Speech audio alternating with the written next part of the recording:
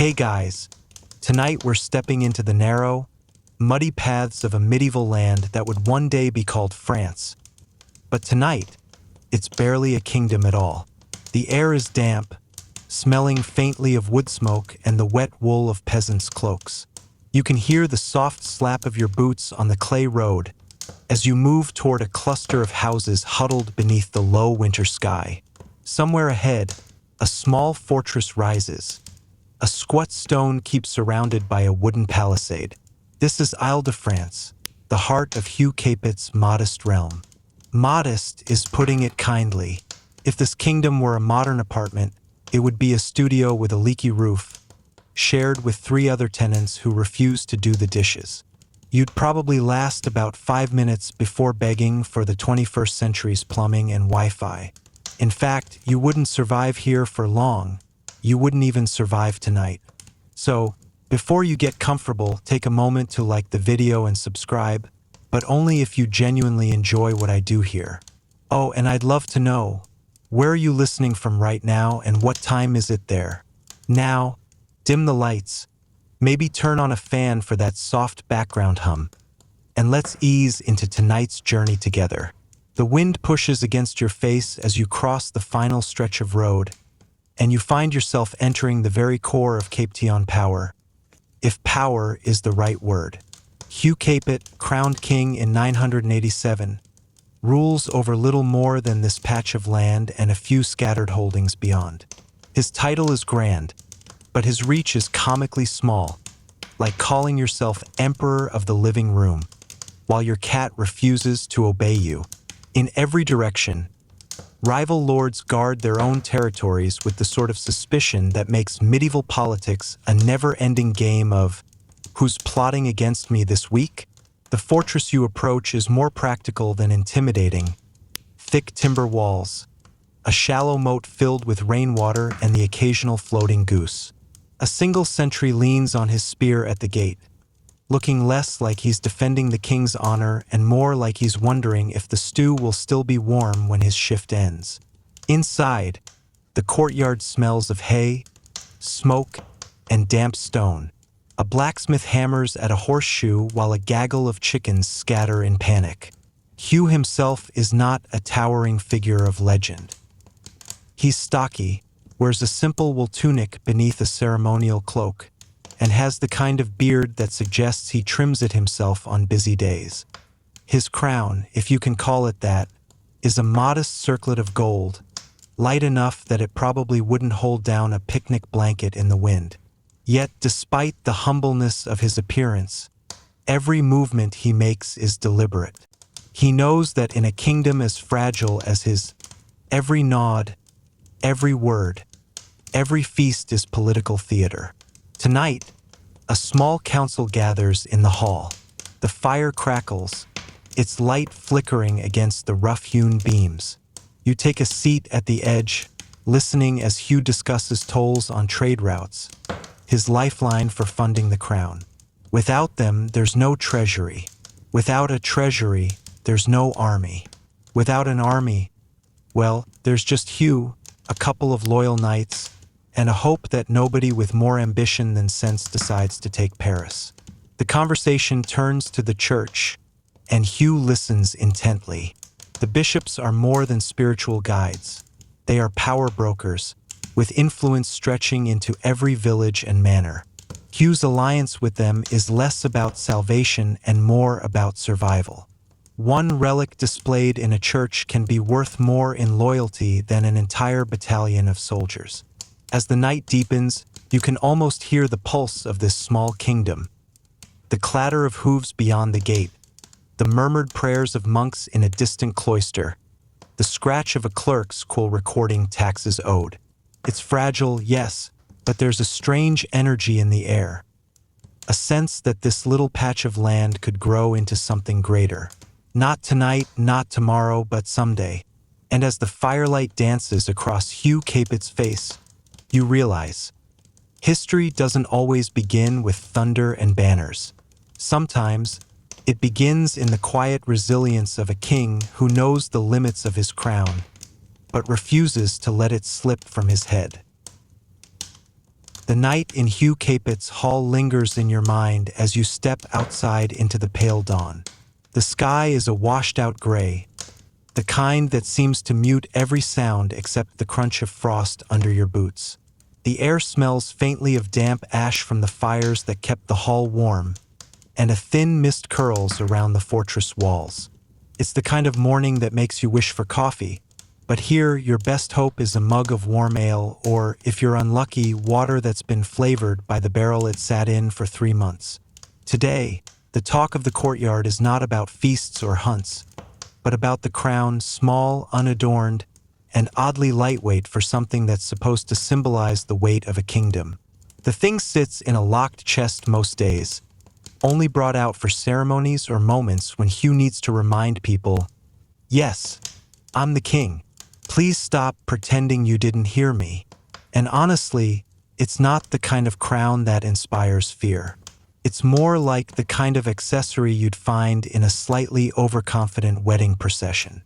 But that crown matters. In a land where many lords act like kings in their own right, the crown is the only physical reminder that there is a higher authority.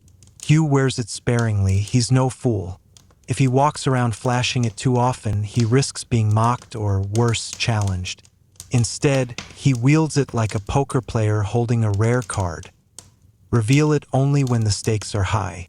This morning, the stakes involve a meeting with the Count of Blois, one of those charming rivals whose smile never quite reaches his eyes. The Count controls a swath of territory between Paris and the Loire, and if he ever decided to close his lands to Capetian messengers and merchants, Hugh's influence would shrink from small to barely visible. You walk with Hugh's small retinue as they set off. 3 mounted knights, a cleric, and a scribe who looks perpetually cold, clutching his scrolls like a lifeline. The road south is muddy from last night's rain, and the occasional wagon trundles past, its wheels splattering your legs with the sort of filth that could be anything from mud to something less pleasant. Villagers watch from the doorways of thatched huts, their expressions guarded. A few bow. Others just stare, as if weighing whether this king is worth the effort of respect. Somewhere along the way, a shepherd waves, his flock scattering into a field. You imagine that even he could delay Hugh's journey if he really wanted. Such is the fragile reach of royal authority. When you arrive at the Count's Hall, the welcome is polite but cool. A small feast is laid out, bread, salted fish, and a thin stew, but the seating arrangement is a subtle game of politics. Hugh is given the place of honor, but the Count sits just a shade too close, a silent reminder that he is not intimidated. Their conversation begins with pleasantries, quickly slipping into negotiations over toll rights and trade privileges. Here's the thing about medieval diplomacy: it's less about what is said and more about what is not. Every pause, every tilt of the head, every moment someone's eyes drift to the fire instead of their host tells you more than the actual words. Hugh plays his role well, nodding in agreement at the right moments, allowing silences to stretch until the Count fills them with concessions. But there's an undercurrent here. You can feel it in the way servants linger a little too long when pouring wine, in the way a scribe discreetly adjusts the ink pot closer to his lord as if ready to record a sudden declaration. And sure enough, the Count makes an offer that could easily have been a threat: an alliance through marriage. Hugh's niece for the Count's son. It's a tempting play, the kind that could secure peace or explode into years of feuding. Hugh doesn't answer immediately. He sips his wine, eyes fixed on the fire, and you can almost hear the calculations behind that calm expression. This is where the crown's true weight is felt, not in gold, but in the ability to decide whose hand to take and whose to quietly push away. The meeting ends without a firm agreement, which, in medieval terms, means it went well enough. No one died, no one shouted, and the wine didn't get spilled. As you ride back toward Paris, you realize that being king in this era isn't about swinging swords or making grand speeches. It's about surviving the endless dance of power without stepping on the wrong toes. And Hugh Capet, for all his modest beginnings, is learning to waltz. The journey back from Blois is long enough for the novelty of royal travel to wear off. Your boots are still drying from yesterday's mud, your legs ache from the saddle, and the air smells like a stubborn mix of horse sweat, damp leather, and the faint tang of wood smoke drifting from distant villages. By the time the familiar walls of Paris rise ahead, the sky is already bleeding into late afternoon, the sun a pale coin sinking behind ragged clouds. Paris, if you can even call it that in Hugh Capet's day, isn't the sprawling city of romance, you know. It's a cluster of streets around the Isle de la Cite, ringed by wooden houses that lean toward each other like gossiping old neighbors. Chickens dart between your feet as you pass, and the air is thick with the smell of baking bread, roasting meat, and, unfortunately, the less poetic sense of the open drains that run alongside the road. You're barely through the gates before you hear the commotion. A gathering in the market square. A makeshift table is being loaded with food so lavish you'd think the king was preparing to host the pope. Fat roasted geese, loaves the size of helmets, and wheels of cheese stacked like a miniature fortress. A feast. But before you imagine music and dancing nobles, you notice the other side of the square. A group of peasants clustered around a single pot of thin vegetable stew, the steam barely masking its lack of meat. The contrast is stark. Hugh's court is preparing for the feast of St. Denis, a yearly event that serves equal parts devotion, diplomacy, and outright display of wealth.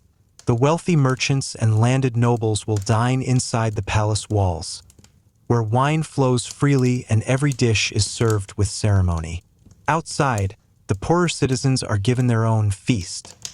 A ladle of hot stew and a chunk of bread, handed out by monks who murmur blessings as they work. It's generosity, yes, but also a performance. The king's charity must be seen to be believed. Inside the hall, the scene is even more carefully staged. Rushes freshened with herbs cover the floor to mask the smell of so many bodies in close quarters. The tables are lined with trenchers, flat, stale bread used as plates, piled high with meats, fish, and pastries dusted with imported spices that cost more than a peasant earns in a year. Servants pour wine into goblets, never letting them run dry, while a trio of musicians plucks a slow, lilting tune in the corner. Hugh sits at the high table, flanked by the Archbishop of Reims and the Count of Vermandois. His laughter carries easily across the hall, but you notice it's never careless. He's watching the room as much as he's enjoying it. A jest here, a compliment there, each word a calculated investment in loyalty. Midway through the feast, a platter of boar's head is brought in, its tusks polished, its mouth stuffed with apples. The nobles cheer, but you spot a servant struggling under the weight of the dish, his hands shaking. If that platter falls, the embarrassment could outshine the delicacy itself. It makes you think, how many of these grand moments rest on the shoulders of people no one notices? While the nobles feast, word filters in from the outer square. There's been a scuffle over bread, a fight between two men from rival villages. One monk is trying to keep the peace, reminding them this is a holy day, while another quietly slips extra portions to the women with children. The contrast between the warmth of the great hall and the tension outside is impossible to ignore. Later, as the night deepens, the wine loosens tongues.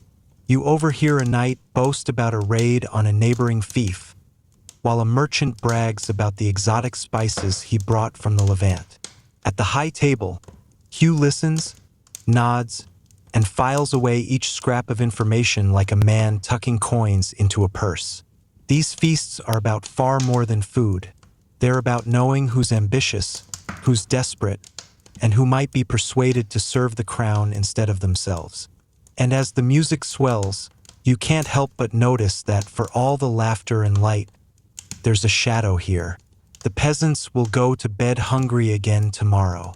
The merchants will keep raising prices, and the king will keep smiling, knowing that holding this fragile kingdom together means feeding just enough hope to keep it from breaking apart. The feast of St. Denis fades into the fog of memory with the smell of spiced wine still lingering in your cloak. Morning in Paris comes quietly, save for the occasional clatter of cart wheels over cobblestones and the distant tolling of church bells. You find yourself once again in the company of Hugh Capet, but this time, instead of a feast or a council, you're walking toward the city's cathedral for something far subtler and, in its own way, far more dangerous marriage negotiations. In the Capetian world, a marriage is not simply about love. Truth be told, it's rarely about love at all. It's a chess move, a land grab, and a peace treaty wrapped into one. A well-placed wedding can turn an enemy into a cousin, and a cousin, in medieval politics, is just an enemy who needs a little more time before they stab you in the back. Hugh knows this game well. He has his eye on a possible alliance with the Duchy of Burgundy. The Duke has a daughter, young, educated by convent nuns, and rumored to be clever enough to play politics in her own right. The match would strengthen Hugh's southern borders and bring a line of defense against certain, unpredictable neighbors. You enter the cathedral's side chamber, where the scent of beeswax and incense is thick in the air. Light filters through narrow stained glass, painting slanted colors across the floor. Here, at a small table draped in green cloth, the Bishop of Paris presides over the talks. Hugh sits opposite a representative of Burgundy, a lean man with a sharp gaze and the sort of rings that could double as knuckle dusters. Between them lies a parchment, unrolled but not yet inked. The discussion begins politely enough. Dowries, lands, titles, each detail weighed and measured like gold on a scale. You watch as Hugh's voice softens at key moments, offering a jest here, a compliment there, coaxing the other man toward agreement. But beneath the civility, you sense the quiet tension. Each side is testing the other's limits, looking for cracks. Then comes the unexpected twist. The Burgundian envoy suggests that the wedding be held not in Paris, but in Dijon. It's a small detail, but one loaded with meaning. A wedding on Burgundian soil shifts the symbolism and the balance of power ever so slightly in their favor. The bishop glances at Hugh, and for a heartbeat, the air in the chamber feels heavier. Hugh doesn't answer right away. He leans back, folds his hands, and lets the silence work. You've seen him do this before. It's the medieval equivalent of letting someone sweat under a desk lamp. Finally, he says, "Paris is the heart of the realm. A wedding here ensures the union is celebrated by all the kingdom, not just one corner of it." His tone is calm, but his eyes hold steady, unblinking. The envoy smiles thinly, and the topic shifts. No agreement is reached today, but neither side storms out, which in these times counts as a victory. Hugh walks from the cathedral with the same quiet confidence he carried inside, as if the meeting went exactly as he planned. Later, over a modest supper of bread and fish, he muses aloud, not to you directly, but to no one in particular, that a marriage can bind two houses together, but only for as long as both houses find the rope useful. And ropes, he says, tearing the bread, can be cut. Outside, Paris hums with the life of evening. Vendors closing their stalls, children chasing each other through alleys, a drunk singing off-key near the gate. In this moment, you realize that for Hugh Capet, alliances are like the city itself, always shifting, always in need of maintenance, and never truly safe from collapse.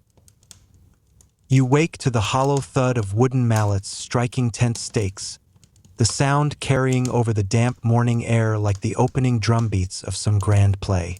You're no longer within Paris's walls. The towers are just faint shapes behind you, lost in the haze.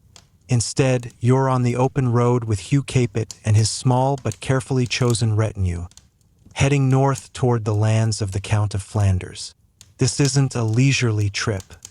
Hugh rides with a purpose, his cloak lined with heavier wool than usual, the kind that smells faintly of lanolin when damp.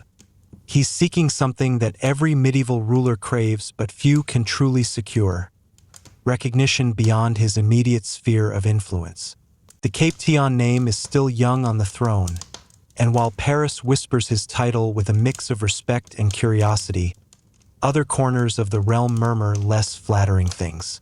The Flemish territories are rich: wool, salt, fish, and bustling trade routes that funnel wealth like blood through the veins of Europe. If Hugh can win over Baldwin of Flanders, it means more than gold. It means legitimacy, not just from France's southern nobles, but from those who deal daily with merchants from England, the Holy Roman Empire, and beyond. The journey is slow, every mile guarded by men whose armor clinks softly under their cloaks. You pass small villages where people pause in their work to stare, faces a mixture of suspicion and awe. At one point, a boy runs alongside the road, waving a stick like a makeshift sword before tripping into a muddy ditch. You can't help but think he'll tell his friends later that he almost joined the King's Guard. When you finally approach Baldwin's seat in Bruges, the shift is immediate. The air smells of salt and tar. Gulls will overhead, their cries mingling with the chatter of markets. The Count's Hall is not a castle in the Parisian sense, but a fortified complex bustling with clerks, servants, and guards who seem far too comfortable with the idea of strangers. Inside, Baldwin greets Hugh warmly, too warmly. It's the kind of greeting that suggests both hospitality and the unspoken reminder: I am secure enough to be magnanimous. Over the next hours, you watch the two men circle each other in conversation. They talk of trade routes, marriage alliances again. This seems to be the medieval version of LinkedIn networking, and even the possibility of joint military action should certain ambitious lords to the east grow restless. But it's not all politics. At one point, Baldwin proudly shows Hugh a massive Flemish tapestry depicting a battle scene so chaotic it looks like someone spilled an entire set of miniature knights across the fabric. The detail is staggering: tiny stitches for individual horse bridles, glints of gold thread for sword hilts. Hugh examines it, nodding appreciatively, though you suspect he's measuring the wealth of the loom as much as the artistry. The fun fact you catch in the background is that Bruges once had a tax on beards. Yes, facial hair, because the city fathers decided too many sailors looked unkempt and were scaring off wealthy merchants. The policy didn't last long, but it does make you wonder what a medieval barbershop might have smelled like. Spoiler: probably not lavender. By nightfall, an unspoken understanding has formed. Baldwin isn't pledging loyalty, but he isn't slamming the door either. The meeting ends with a handshake and a promise to write via trusted messengers. In medieval diplomacy, that's practically an engagement ring. As you leave Bruges the next morning, the gulls still circling overhead, you realize that Hugh is playing the long game. Every handshake, every shared meal, every half-promise of alliance. It's all weaving the net that will hold his fragile dynasty together. And nets, unlike ropes, are harder to cut without tearing your own fingers. The road south from Bruges is quieter, the sort of quiet that lets you hear every creak of the saddle and every breath of the horse beneath you. You're 2 days into the return journey when Hugh's column veers east instead of heading directly back to Paris. He doesn't announce the change, but you can feel it in the way the riders glance at each other. Something unexpected has come up. The destination turns out to be the Abbey of Saint-Benoît-sur-Loire, a place of stone walls, sweeping arches, and that peculiar monastic scent of beeswax polish and damp vellum. Hugh claims it's a simple stop to pay respects, but the weight in his voice says otherwise. Monasteries, after all, are more than just prayer factories in the Middle Ages. They're vaults of knowledge, rumor, and influence. As you step inside the cloister, the sound of the outside world vanishes, replaced by the soft shuffle of sandals on flagstones and the faint crackle of candles burning low.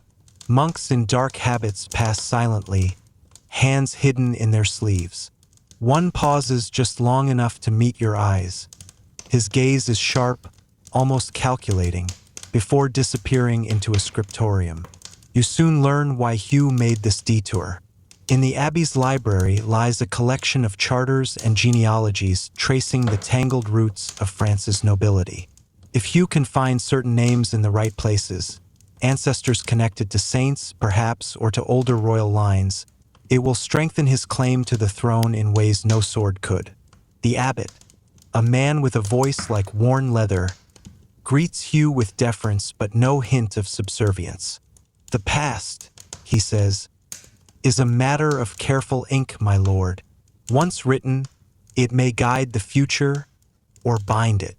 The words hang in the air like incense.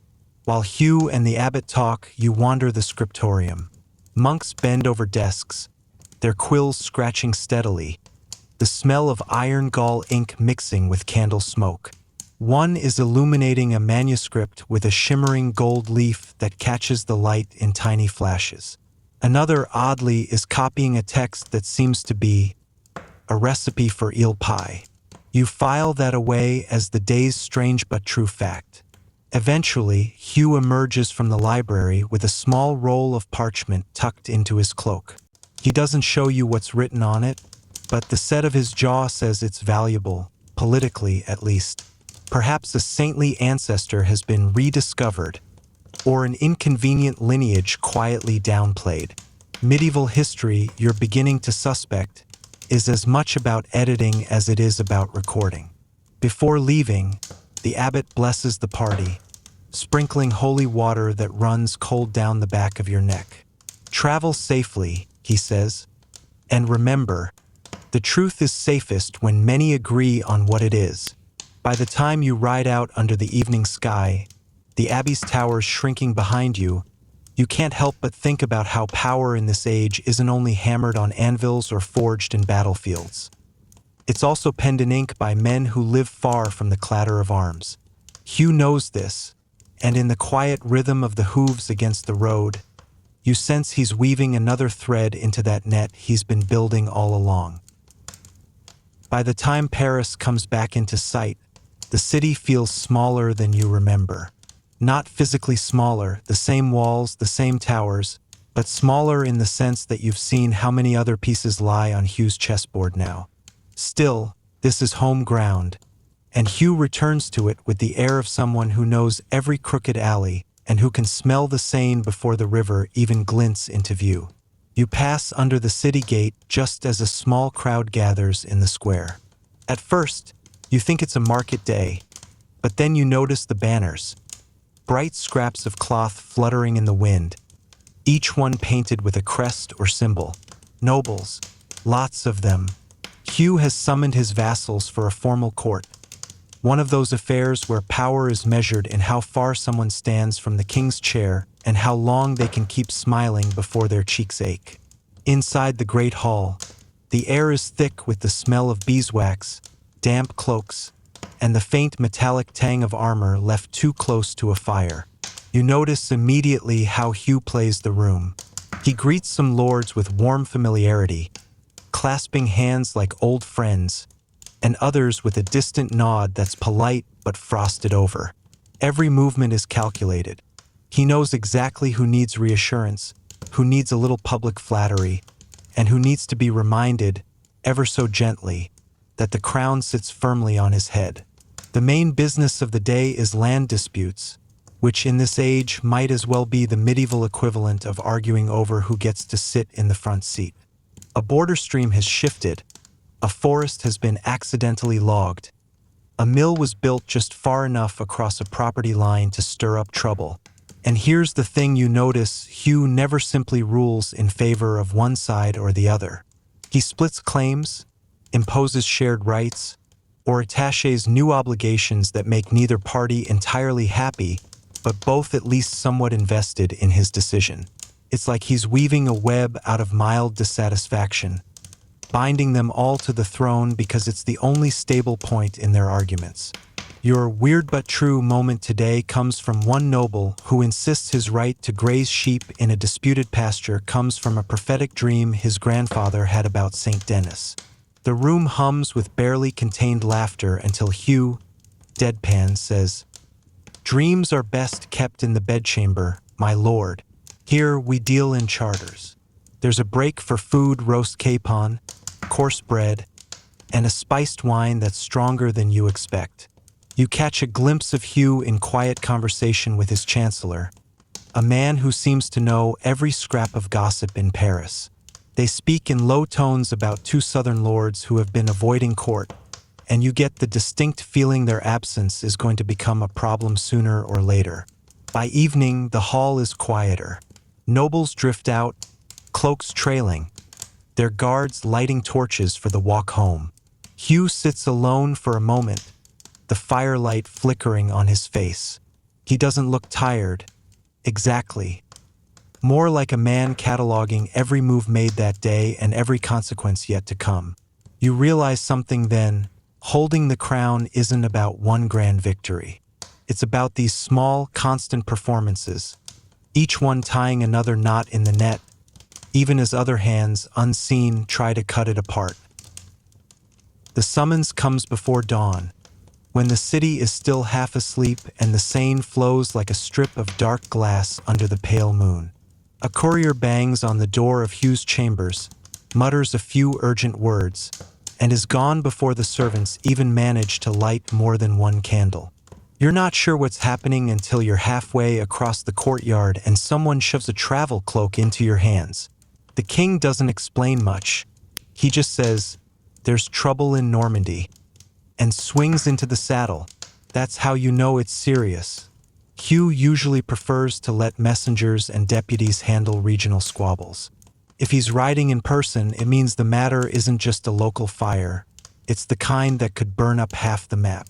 The road to Normandy is slick with morning mist, and the air smells faintly of sea salt long before you see any water. Villages along the way are quiet, shutters closed, as if even the chickens know to keep their heads down. By the time you reach the disputed town of Vernon, you can see the cause of the alarm. Two groups of armored men facing each other across the main square, each under a different banner, each one pretending they're not itching to draw steel. Hugh dismounts slowly, giving the crowd time to notice him. That's deliberate. There's a power in making people watch you walk, in letting them realize that whatever quarrel they're having is about to be settled by someone who outranks both sides combined. The dispute? Land again, but with a salt trade twist. Vernon controls a key stretch of the Seine that merchants use to transport salt from the coast inland.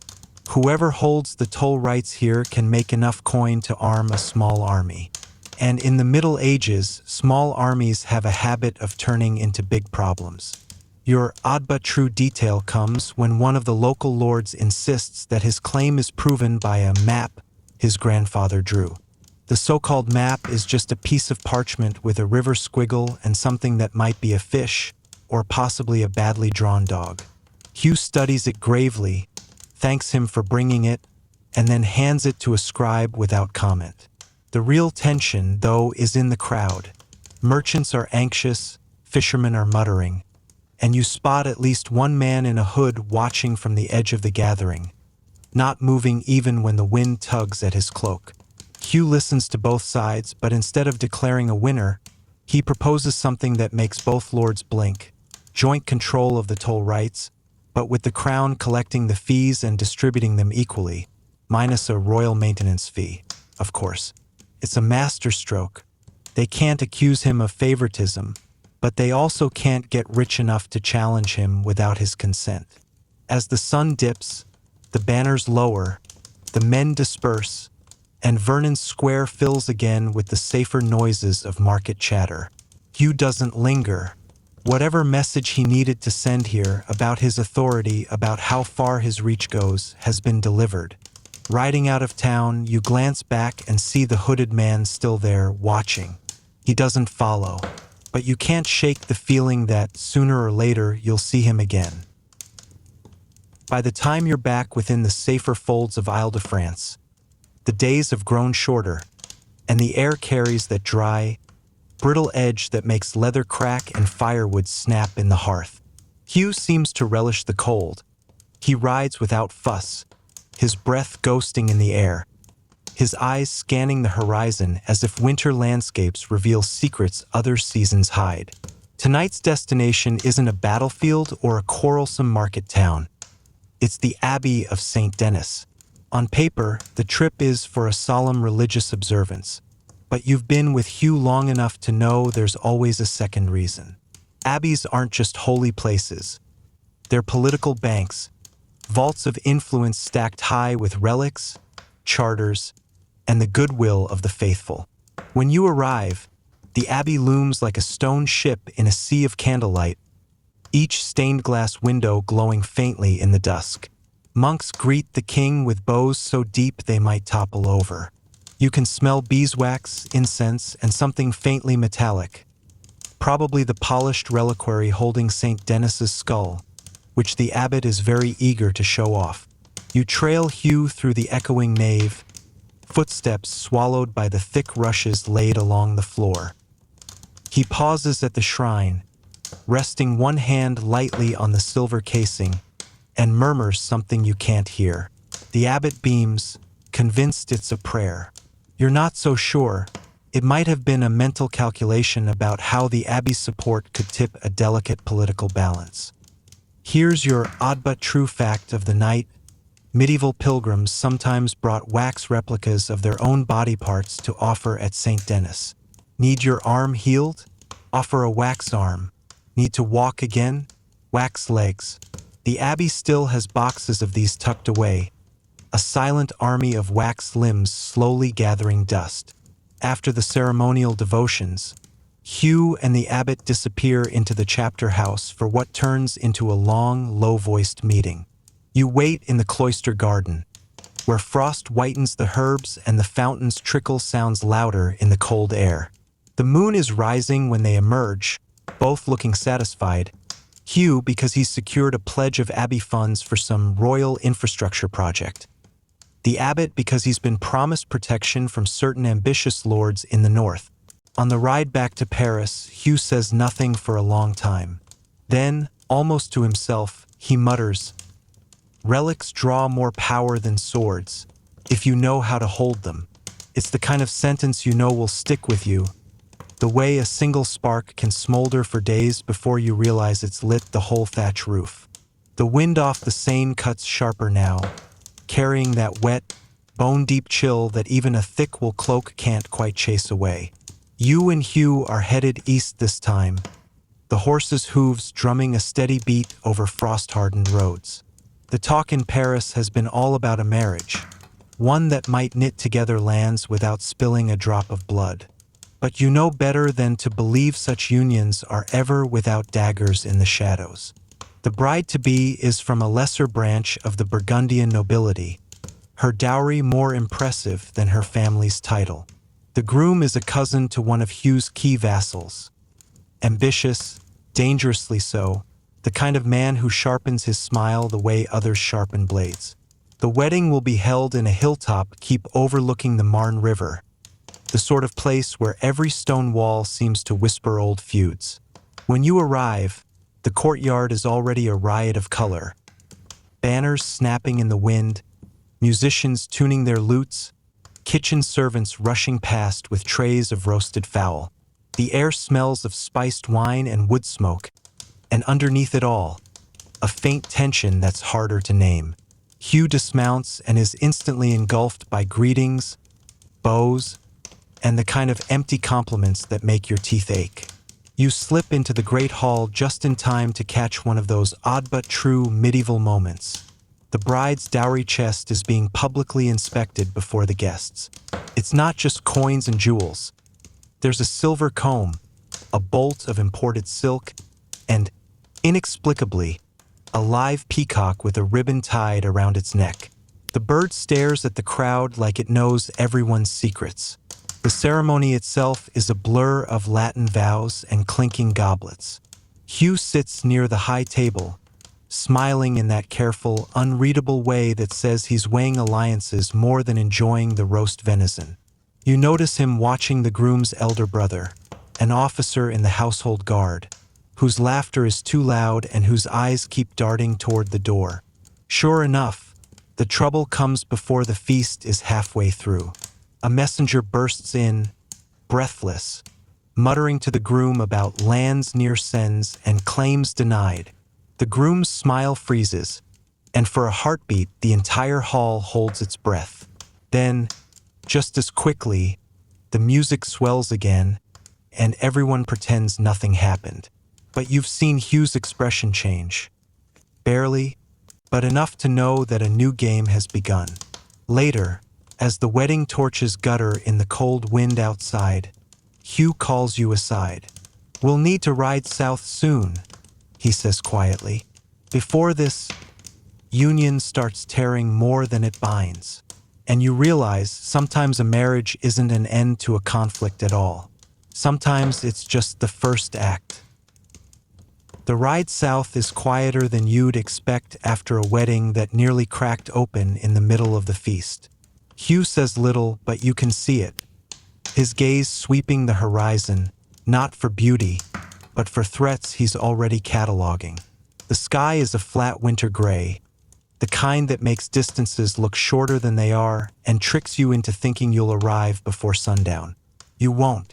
You're headed toward Sens, that tangle of stone streets and church towers that's half proud city, half political chessboard. The trouble from the wedding, those murmurs about claims denied, is rooted here. Land boundaries drawn on parchment can outlast kings, but only if nobody with a sword decides to challenge them. Hugh intends to make sure nobody does. By the time the city walls rise before you, the sun is sliding behind low clouds, and a fine mist has started to cling to everything. Your cloak, your lashes, the very breath from your lips. Inside, Sens smells of damp stone, baking bread, and the faint tang of the tannery quarter. People nod as Hugh passes, though some of those nods are too slow, too calculating.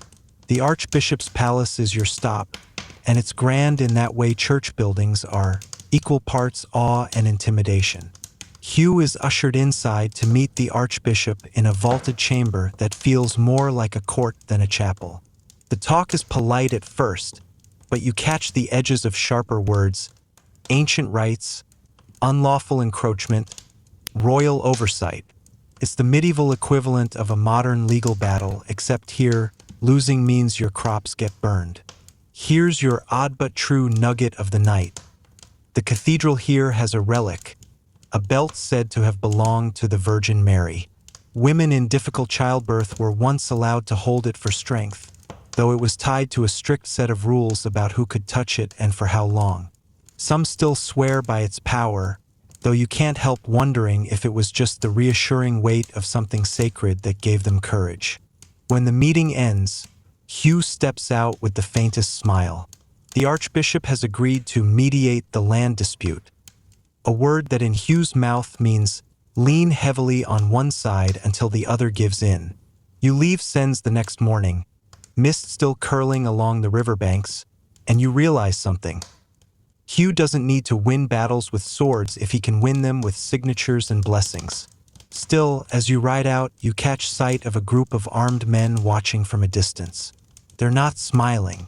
The parchment may be signed, but you know better than to believe the ink will dry before the next spark catches. The road bends westward now, following the slow, sullen sweep of the Yonne River. Hugh rides a little ahead of you, his cloak snapping in the wind like it's making decisions of its own. The plan, if you can call it that, is to check in on a cluster of market towns whose loyalties have been wobbling like a badly made stool. Some say it's the new tolls on river trade. Others whisper it's the whispering of certain lords with a fondness for trouble. You suspect it's both. You reach Joigny by late afternoon, the low sun painting the timber-framed houses in a warm glow that doesn't match the coldness in the air. The marketplace should be humming at this hour, but instead it feels hesitant. Merchants mutter under their breath, Customers glance toward the guards posted by the bridge, and the smell of salted fish from the river stalls carries a note of quiet defiance. Hugh dismounts, walking with that unhurried pace of his that somehow makes people step aside. The town reeve greets him, all smiles that don't reach his eyes. As they speak, you pick up pieces of the conversation. Something about new levies and merchant caravans refusing to dock here. The odd little fact of the day? One stall is selling what the sign claims is Hungarian pepper, though you overhear a boy tell his friend it's just dried berries painted red. The stallkeeper swears the paint is perfectly safe, which doesn't stop you from wondering how many dinners will be a little more colorful than planned tonight. That night, Hugh calls a meeting in the great hall above the market. The town elders file in, some in fine wool, others in patched cloaks that still carry the smell of smoke from their hearths. Hugh listens more than he speaks, but when he does speak, it's with the calm assurance of someone who already knows the answer to the question you're asking. He promises to adjust the tolls, but only if the merchants pledge their river traffic exclusively to his ports. The elders murmur, but in the end, they nod. It's a bargain, if not exactly fair, then at least familiar. When you leave the next morning, the marketplace feels different, brisker, louder, as if a knot in the air has loosened. Still, you notice a man in a hooded cloak watching from the edge of the square, his gaze fixed not on Hugh, but on you. He doesn't move, doesn't speak, just watches until the road curves and the town slips from view. You ride on, river on your right, hills on your left, the sound of hooves mingling with the calls of waterfowl. And somewhere in the rhythm of the ride, you start to realize every victory Hugh wins leaves someone else nursing a grudge. And grudges, like rivers, have a way of finding their own course. By the time you reach Auxerre, the wind has turned sharp enough to sting your cheeks, and the clouds overhead look like they've been dragged across the sky by something in a hurry. The city rises ahead, a jumble of rooftops and the massive hulk of the cathedral, its spire stabbing upward like it's challenging heaven to a duel. Hugh says nothing, but you've ridden with him long enough to tell. He's expecting trouble here, the sort that wears fine clothes and speaks in polite insults. Inside the walls, the streets are narrow and damp, lined with houses leaning toward each other like they're sharing secrets. The market is livelier than Joiny's, but the noise feels like a mask. Beneath it, there's tension. It's the Bishop of Auxerre who's summoned Hugh, and you can already guess what about. Land, tithes, and who exactly gets to boss whom around. In this century, bishops don't just tend souls. They tend armies, estates, and grudges. The meeting takes place in a hall heavy with incense and gilded carvings, all designed to remind visitors that God's authority is very conveniently channeled through the man sitting at the high table. The bishop greets Hugh with a smile that shows no teeth. They exchange pleasantries so refined you'd almost forget they're circling each other like fencers, each waiting for the other to make the first lunge. Tonight's strange but true tidbit? The cathedral here supposedly has a stained glass window made entirely from shards collected after a thunderstorm shattered the originals in the 12th century. Some swear you can still hear the echo of thunder if you stand close enough. You try it later. All you hear is your own heartbeat. The dispute comes down to this. The bishop claims certain farmlands as part of the cathedral's ancient endowment, while Hugh insists they fall under royal jurisdiction.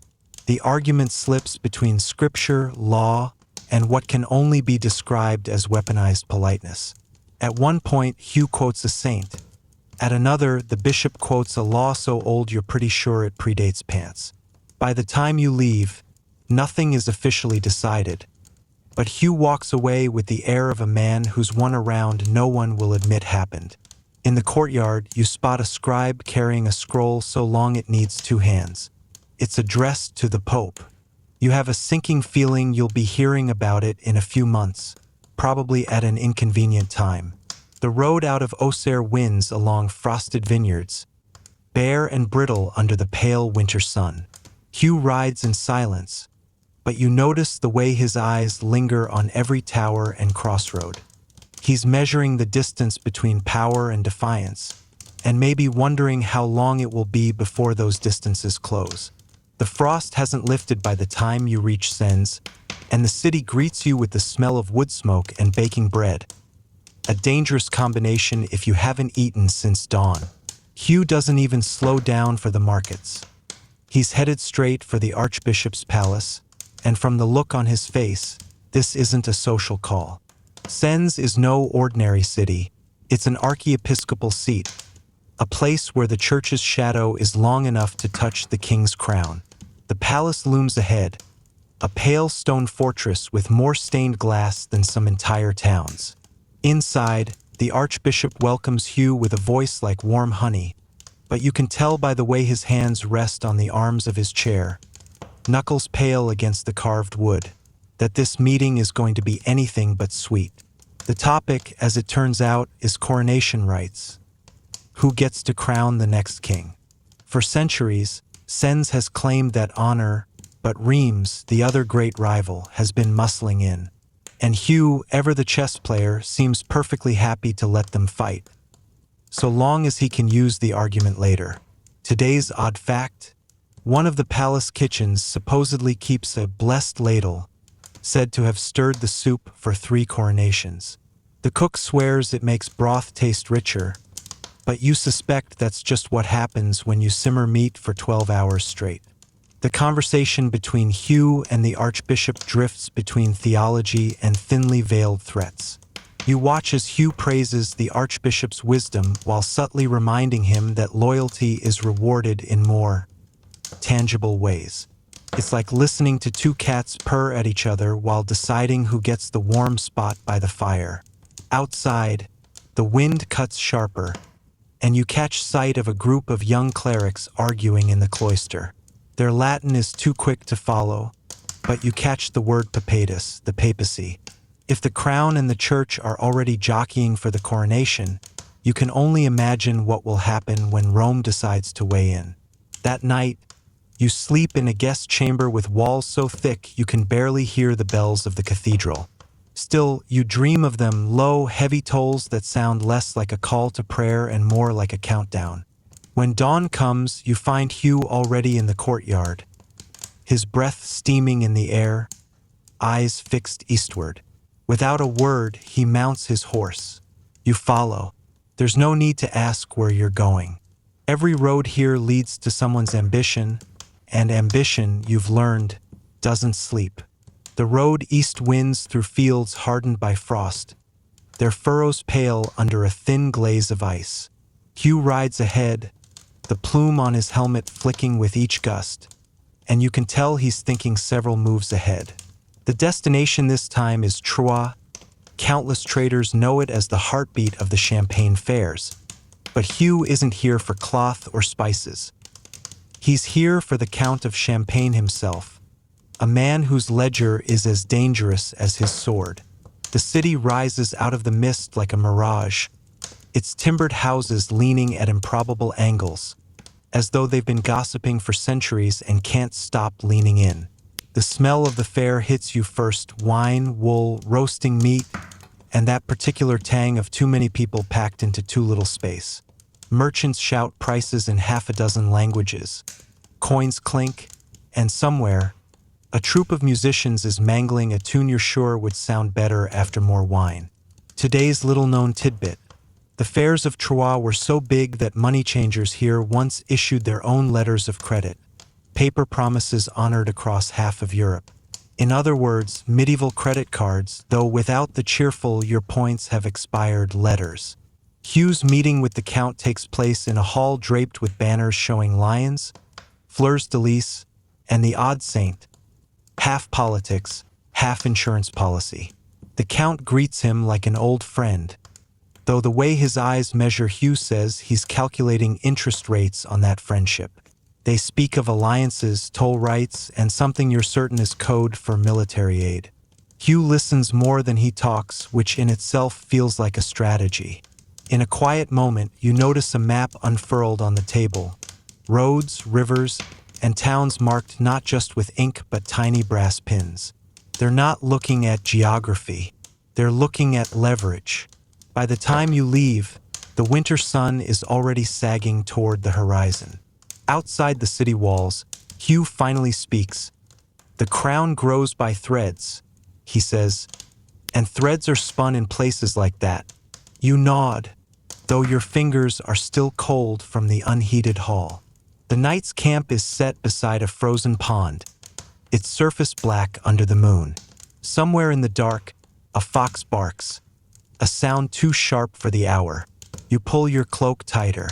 Deals made in warm rooms can shiver out here, in the open air, and you can't help wondering which promises from today will hold until spring. Snow begins to fall before dawn, fat lazy flakes that spiral down like they've got nowhere urgent to be. Hugh is already in the saddle, his breath curling white in the still air, and you push on east toward Reims.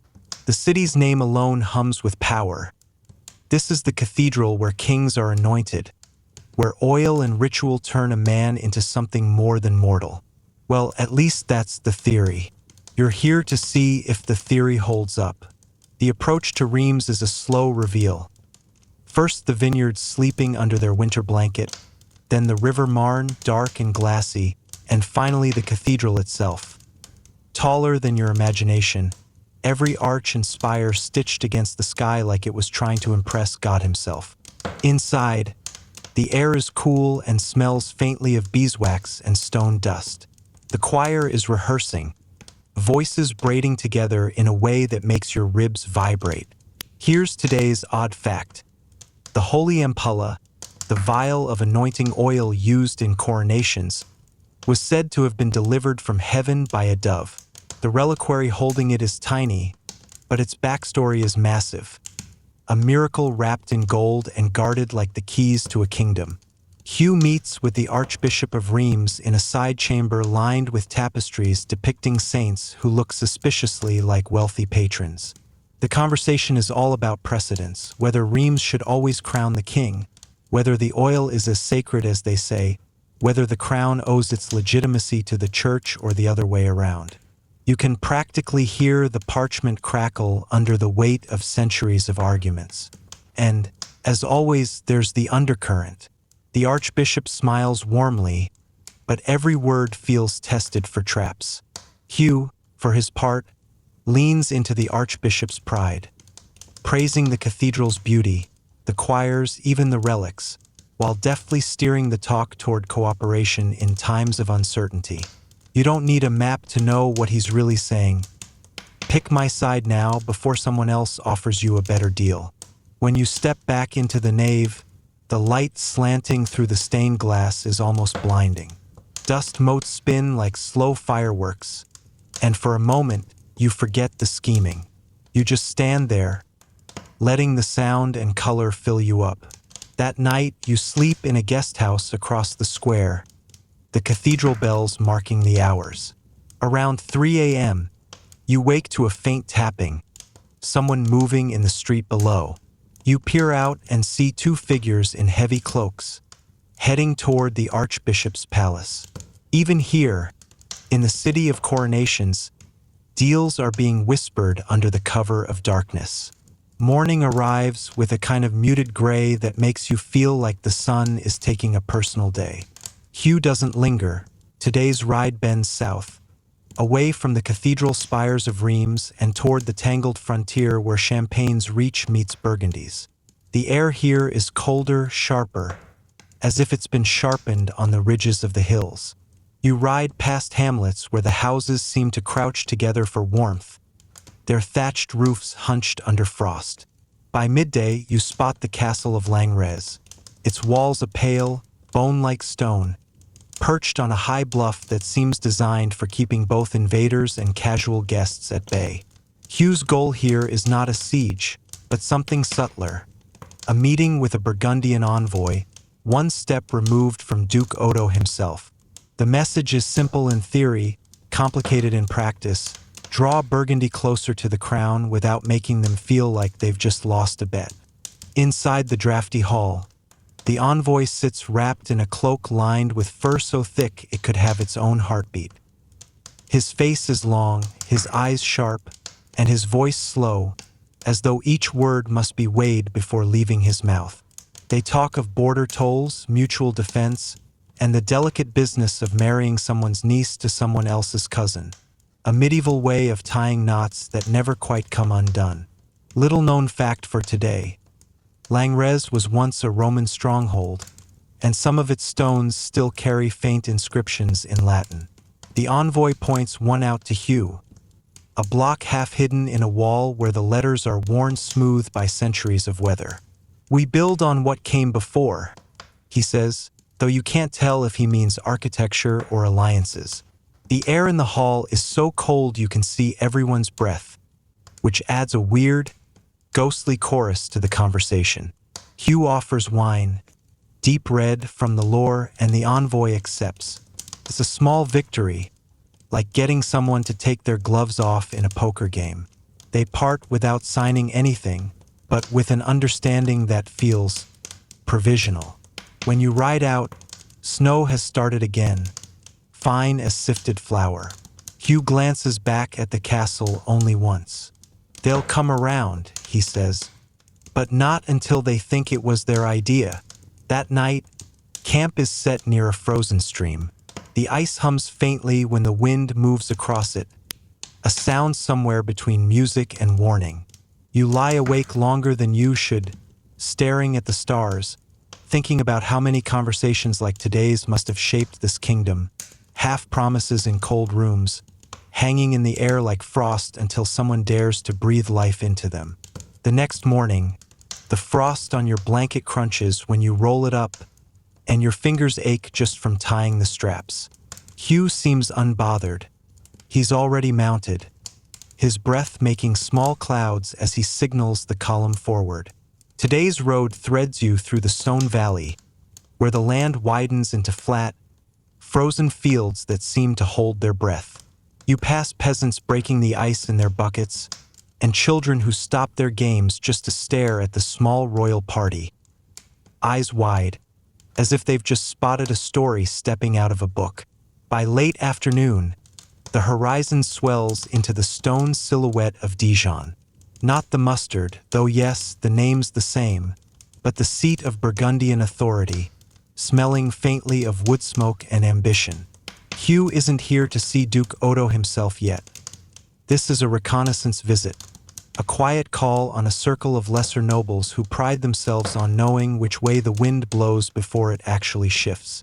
You sit in on a gathering at a merchant's hall, warmer than most places you've been this winter thanks to a roaring hearth and the steady hum of conversation. Cups of spiced wine move from hand to hand, the steam curling upward like lazy question marks. The talk turns quickly to toll roads and market rights, because nothing says medieval intrigue quite like debating whether a cart of salted herring should pay 2 deniers or 3 at the gate. Today's obscure fact: Dijon's walls are built with a subtle curve in certain places, a holdover from Roman engineering meant to better deflect projectiles. Most townsfolk have no idea, they just think the streets are oddly shaped.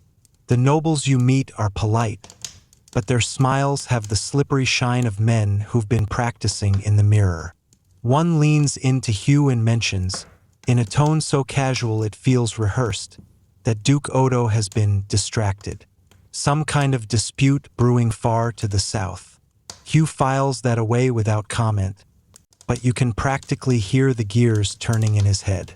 By nightfall, you're lodged in a narrow timbered house on the edge of the market square. Through the shutters, you can hear the late-night traders, voices bargaining over barrels of wine and bolts of cloth by torchlight. The city never quite sleeps, and neither does its ambition. You lie there, half listening, imagining all the unseen threads tugging from here to Paris, and wondering which one Hugh will pull next. The cold feels sharper here, like the air itself is trying to hurry you indoors.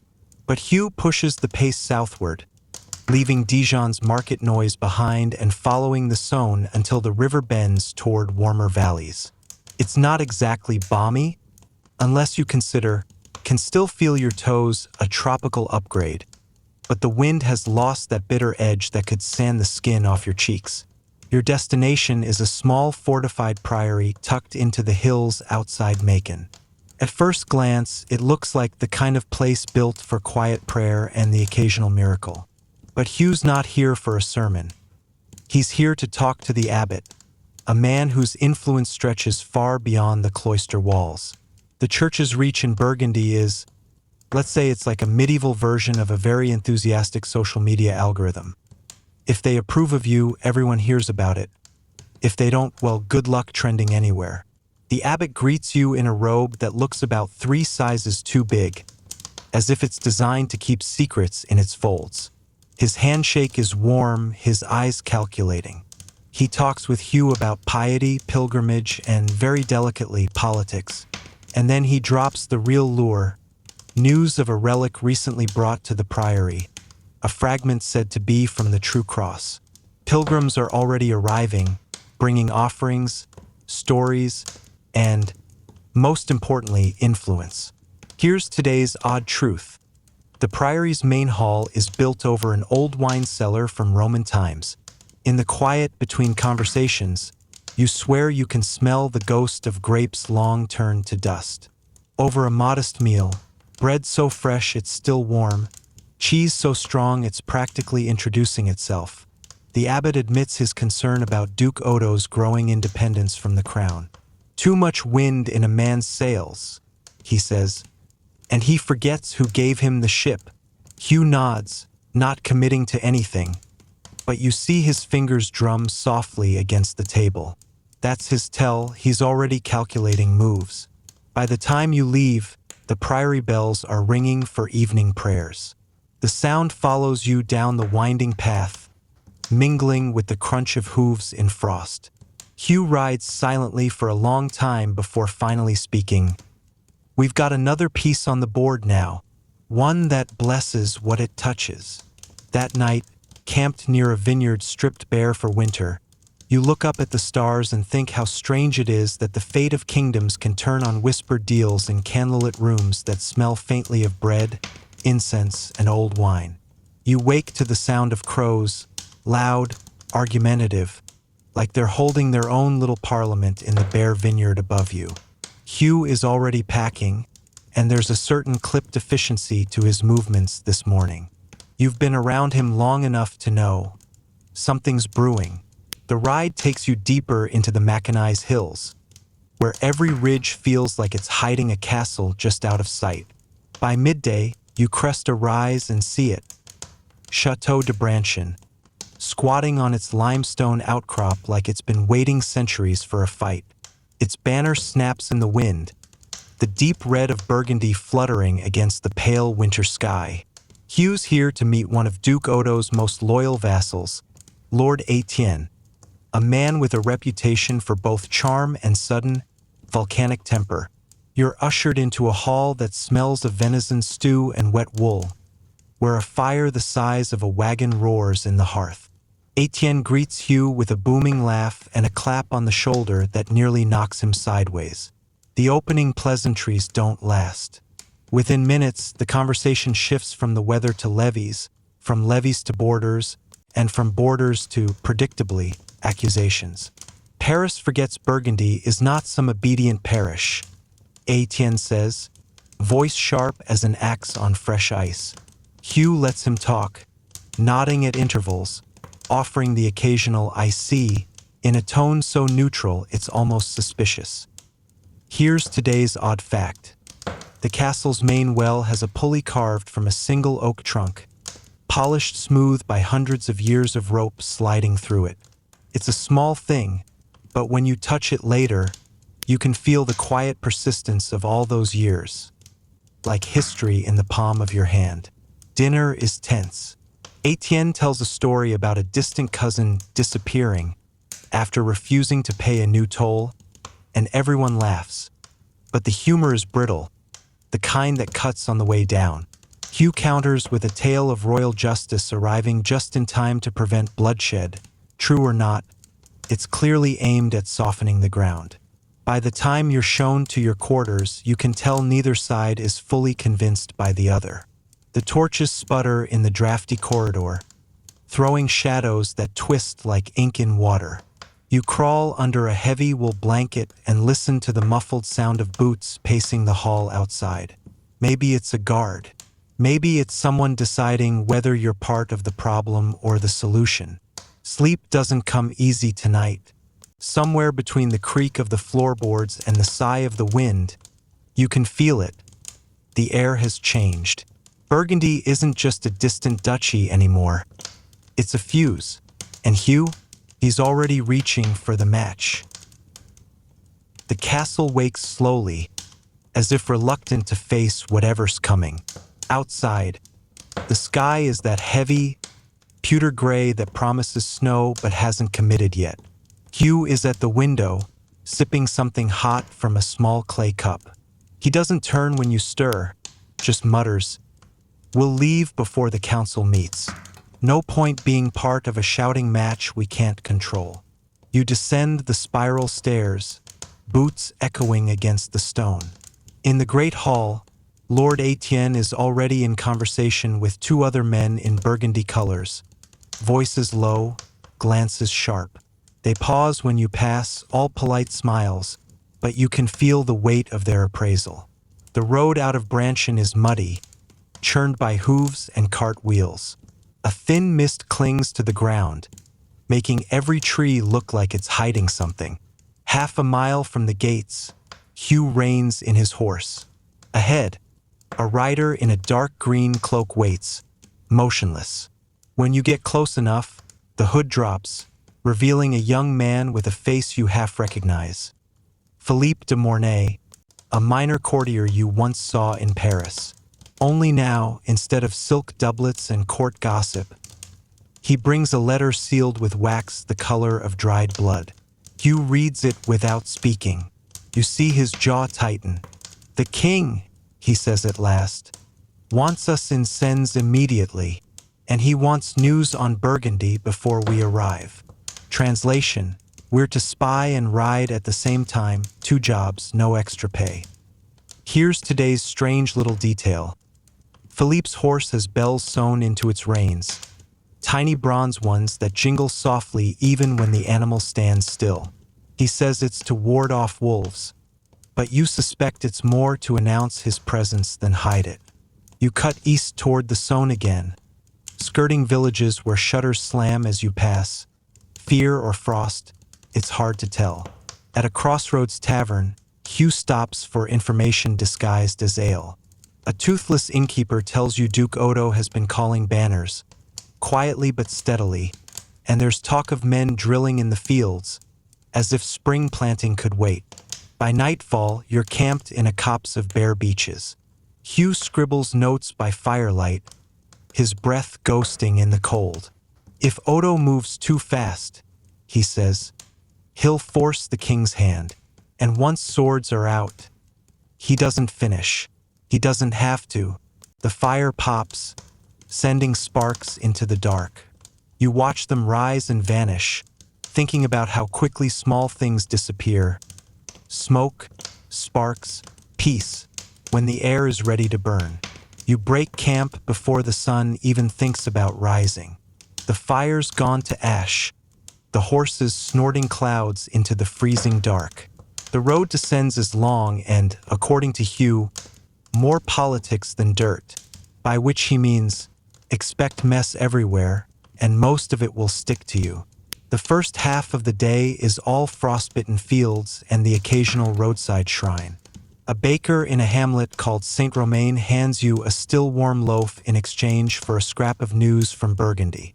You tell her the barest truth, that the Duke is restless, watching her eyes widen in that quick, calculating way that says she'll be retelling it before the bread cools. News moves faster than armies, and it's always looking for a place to land. By mid-afternoon, the land begins to slope upward. Sens sits on a ridge above the Yonne, its walls mottled with centuries of patchwork repairs. Like a quilt made by someone who never threw away a scrap, the cathedral dominates everything, its spire catching what little light the winter offers, stabbing into the sky like it's trying to keep heaven from drifting off. Hugh doesn't head for the main gate. Instead, he skirts the outer wall to a postern door where a bored-looking guard waves him through without question. You pass into narrow lanes that smell of damp stone and wood smoke, the sound of hammers and cart wheels bouncing between the walls. Your lodging turns out to be a cramped upper room above a scribe's workshop. The ceiling slopes so low you have to stoop near the window, which looks down into a street where apprentices haul buckets of water and argue over who's stronger. Hugh dumps his satchel on the bed and says, "We wait here. The king's men will find us." Here's today's little oddity. The scribe downstairs has a pet magpie that can mimic the sound of quills scratching on parchment. Every so often, it lets out a perfect shhhhhtshhhhht, fooling customers into thinking work's getting done faster than it is. Late in the evening, a knock comes, two short, one long. A man in a fur-lined cloak enters, introducing himself only as Jean. He lays out a map on the table, finger tracing the Yon Valley. Odo's forces are gathering near Auxerre. If Burgundy marches, Jean says, Sens will be the hinge between them and the heartland. The king needs to know who will hold this city. You listen, candlelight flickering over the parchment, as the lines of rivers and roads start to feel like veins and arteries. Sens isn't just a city, it's a pressure point, and someone's about to put their thumb on it. Morning in Sens tastes like cold bread and tin cup wine, the kind that leaves your tongue dry but your stomach warm. The streets are already alive. Merchants unrolling bolts of cloth in colors so rich they almost glow in the gray air, fishmongers shouting prices for carp pulled from the Yon at dawn, and somewhere, the magpie downstairs yelling in perfect imitation of Jean's knock from last night. Hugh mutters that if the bird keeps this up, someone's going to answer the door and hand it military secrets. You spend the early hours shadowing Jean through the tangle of lanes. He walks like a man who knows exactly where each stone is, avoiding puddles with uncanny precision. He leads you to the market square, where the bishop's men are distributing bread to the poor in a display of piety that just happens to block the main road, forcing every cart, mule, and traveler to detour past the bishop's palace. Subtle, Hugh notes dryly, and very effective. The political chessboard is starting to show itself. The Bishop of Sens leans toward Burgundy, though never openly. His sermons call for unity in the faith, while quietly funding road repairs toward Auxerre. The city's guilds are split. The bakers favor the Capetians, the coopers favor Odo, and the blacksmiths seem content to forge weapons for whoever pays. Here's today's peculiar little gem. Jean takes you to a tannery by the river, where hides soak in vats of oak bark and, less pleasantly, rotting fish heads. The master tanner swears the fish oils make the leather more supple. Or maybe, Hugh says, holding his sleeve over his nose, it just makes your enemies too nauseous to attack you. By midday, you're seated in a low-ceilinged room above a wine shop, staring at a map littered with tiny wooden markers. Jean moves them like a careful gambler pushing coins. Auxerre's men here, Sens's militia there, Capetian forces on the roads north. Every path through the valley seems to cross this city. Hold Sens, Jean says, and you can choke Burgundy's throat or open it wide. The conversation turns quiet when the shop's floorboards creak overhead. You catch a glimpse of boots at the top of the stairs before the door eases open. Another messenger, face raw from wind, carrying a folded scrap of parchment. Hugh reads it, his brow furrowing deeper with each line. The king's arriving sooner than planned, he says, and he's bringing the queen. That changes everything. A royal presence in Sens will draw crowds, loyalists, spies, and, if Odo's bold, trouble. The city's calm is a painted surface over water that's starting to churn. As night falls, the bells of the cathedral ring vespers, their sound rolling through the streets in slow, heavy waves. You stand at the window, watching the lights of Sens flicker to life, and feel the city hold its breath. The morning breaks with a restless hum in the air, the kind that prickles the back of your neck. Even before you open the shutters, you can hear Sens changing, wagon wheels on cobbles, merchants barking over one another, church bells ringing with more than their usual sleepy rhythm. The king's advance riders must have arrived. Down in the street, the pace is frantic. Linen banners in Capetian blue hang from windows that yesterday were bare. Someone's painting fleur-de-lis onto a wooden shield so fresh that the paint drips down onto the cobblestones. It's all very festive until you notice the extra guards posted at every crossroad, halberds glinting in the early light. Hugh watches from the doorway, arms folded, and murmurs. This is the part in the song where the lute starts playing faster, and everyone pretends not to hear the drums. Jean meets you at the scribe's shop, cloak drawn tight, map rolled under his arm. The queen's presence means ceremony, he says, and ceremony means distraction. That's the opening Odo or anyone with ambition might use. He sends Hugh to the southern gate to monitor incoming travelers and hands you a sealed note with the Capetian seal. Deliver this to the captain of the cathedral guard, Jean orders. Don't hand it to anyone else, not even a priest. Crossing Sens on a day like this is like trying to swim upstream through a river of gossip and roasted chestnuts. Every corner smells of something cooking, but every alley feels watched. Here's your odd fact for the day. Near the cathedral steps, a group of children is selling tiny wax figurines of the king and queen. The queens are selling better, which is either charming or a subtle political pull, depending on how you look at it. You find the cathedral guard captain exactly where Jean promised, half hidden in the shadow of a flying buttress, looking like he's been awake since last Lent. He takes the note without a word, tucks it into his belt, and disappears into the cloister. You get the feeling you've just nudged a stone in a wall you don't quite understand yet. By midday, the sound of hooves echoes up from the southern road. People surge toward the main boulevard, craning for a glimpse. You're swept along, ending up beside a baker who smells of warm rye and excitement. The first to appear are the royal standard bearers, their banners snapping like they're trying to outshine the winter sun. Then comes the King Louis himself, riding with the straight-backed stiffness of a man who knows he's being judged by every eye. Beside him, the Queen, Adelaide of Aquitaine, rides with a grace so effortless it makes the whole procession feel choreographed around her. And then, just for a second, you see it. A man in a brown cloak slipping through the crowd against the flow, eyes locked not on the king but on the cathedral towers. He vanishes before you can point him out to Hugh. The bells begin to peal, drowning every other sound in the city. The royal party disappears into the shadow of the cathedral gates, and the streets erupt into cheers.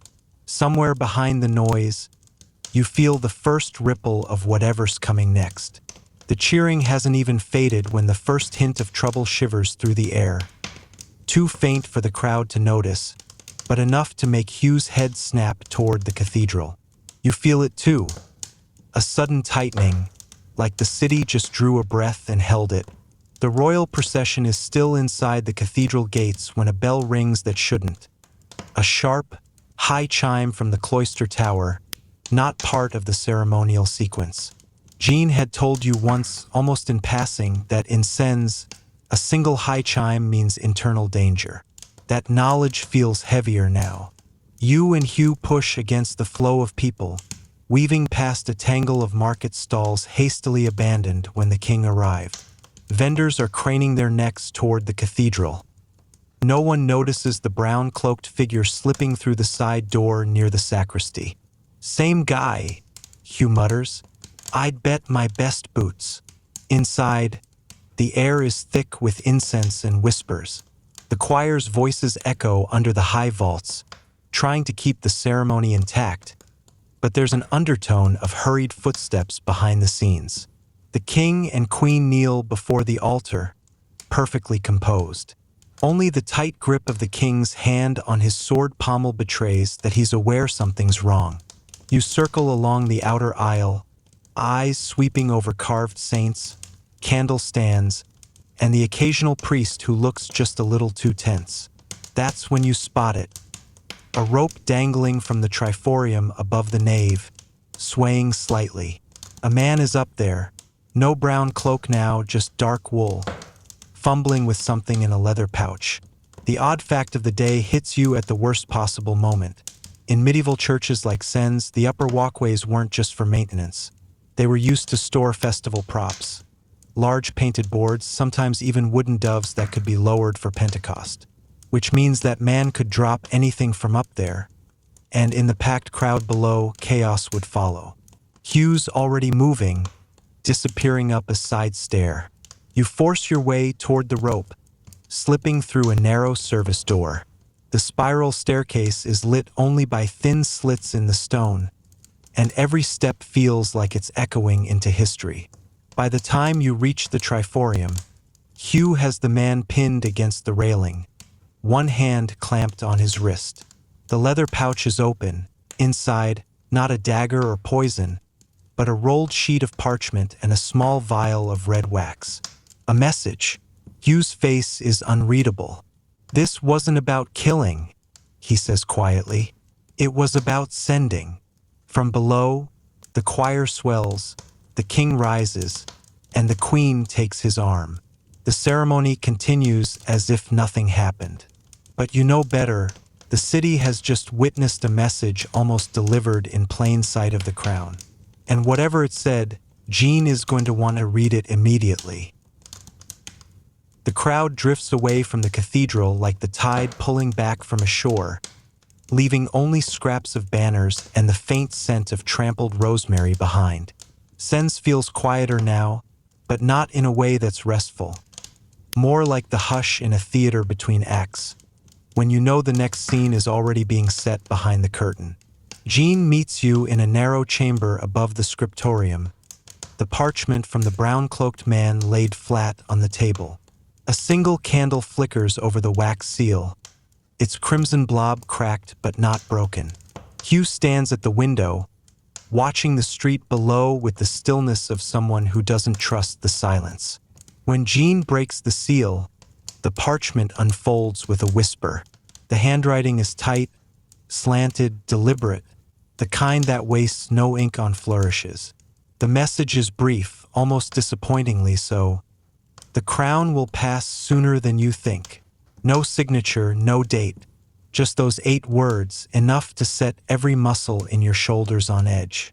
Could be prophecy, could be threat. Jean murmurs, rubbing at the bridge of his nose. And could be meant for someone in that crowd, or someone far away. You notice he doesn't even entertain the idea it was harmless. Odd fact of the day. In some medieval courts, cryptic messages like this were common enough to be dismissed as superstition, until one lined up too neatly with a sudden death or coup. Historians still debate whether these warnings were real intelligence or just the 12th century version of chain letters designed to unsettle. Outside, Sens returns to its routines. Bakers scrub their counters, children chase a wooden hoop down the lane, and a stray cat makes a lazy patrol along the rooftops. But you can feel the shift. Once words like these are spoken, no, delivered, they ripple outward. Jean rolls the parchment and tucks it into a locked coffer. We watch, he says finally, and we wait. The Capetians are stable now, but stability is just the pause between storms. His eyes find yours, holding them a second too long. Keep your ears open, and your dreams light. You step out into the late afternoon, the sun dropping toward the western wall. The stones of Sens glow warm gold for a fleeting moment, as if trying to disguise how cold the shadows are about to become. Somewhere, faint and far off, A bell tolls. Not for ceremony this time, just for the hour. But still, you count each ring, wondering which one will mark the change those 8 words promised. The evening air in Sens carries that dusty cool scent of worn stone after a hot day, and your boots scuff softly along the uneven cobbles.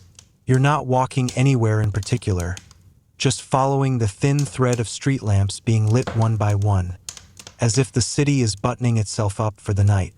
Somewhere, a fiddler is playing in an upstairs room, the tune thin but oddly comforting.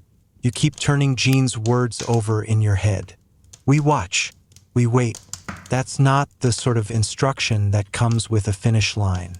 It's more like being told to stand on the shore until you see a wave, any wave, and somehow know it's the right one. At the eastern gate, Hugh leans against the wall, chewing on a sprig of thyme like it's the most natural thing in the world. Message like that, he says without looking at you. It sticks, makes everyone jump at shadows. You glance past him and see what he means. A merchant glancing over his shoulder too often. A pair of knights scanning the crowd with too much intensity for a market closing hour. Odd fact for the night. In medieval cities, gates weren't just about keeping invaders out. They also controlled the flow of rumor. News entering by one gate could reach the opposite side of town hours later, and by then it might have doubled in drama or in danger. As you pass through, the sky is shifting from lavender to a deep, watchful blue. The moon isn't up yet, but the stars are already peeking through, cold and precise. You think about how many nights like this the Capetians have had, how many evenings they must have felt secure, right up until the moment something unexpected cracked the surface. You end up by the river, where the current slides by with that soft, endless shush that makes you want to lean against the railing and stay there for hours.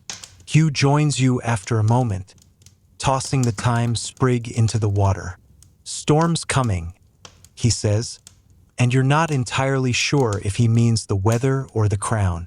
Somewhere behind you a dog barks once, sharp, then silence, the kind that presses in.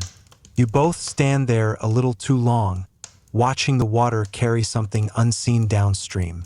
You wake before dawn, the kind of waking where you're not sure if it was a sound, a dream, or just the weight of your own thoughts that pulled you out of sleep.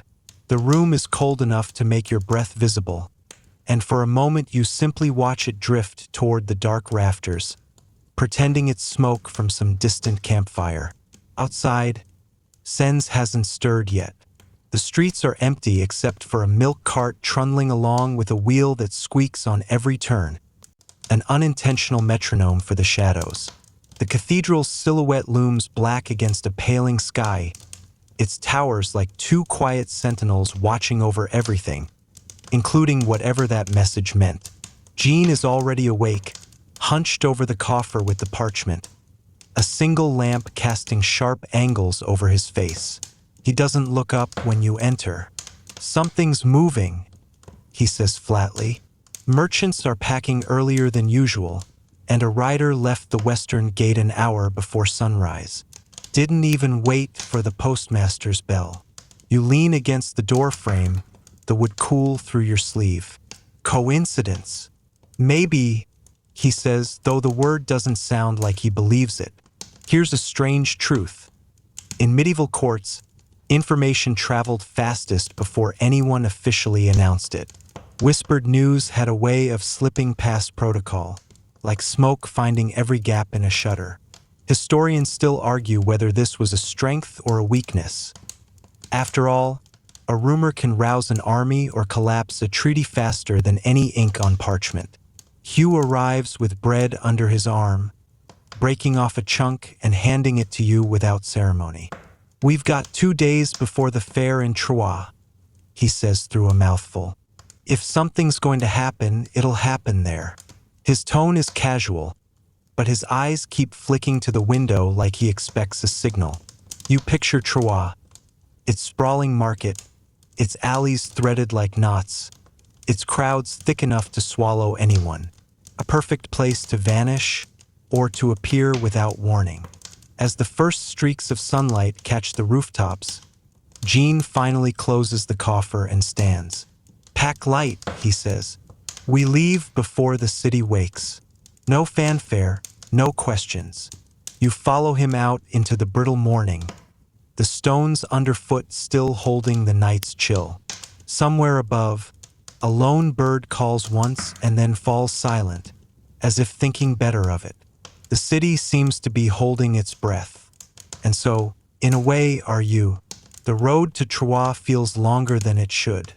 Maybe it's the weight of not knowing, or the way the air hangs heavy, as if the clouds themselves are reluctant to move.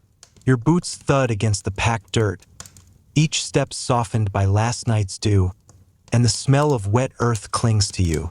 Somewhere in the distance, a lark sings like it hasn't been told the world might tilt at any moment. By midday, the horizon blooms with the colors of the fair. Tents in faded reds, patched blues, and the kind of greens that only happen when a cloth has been through too many summers. Merchants shout about spices from Alexandria, glass beads from Venice, and some miracle tonic that, judging by the scent, is just wine with a sprig of rosemary floating in it.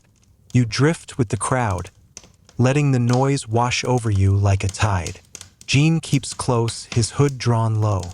Hugh, on the other hand, seems at ease, darting off to inspect bolts of fabric or sniff at roasting meats. But you can see the way his eyes sweep the crowd whenever he thinks no one's watching. Here's the odd fact of the day.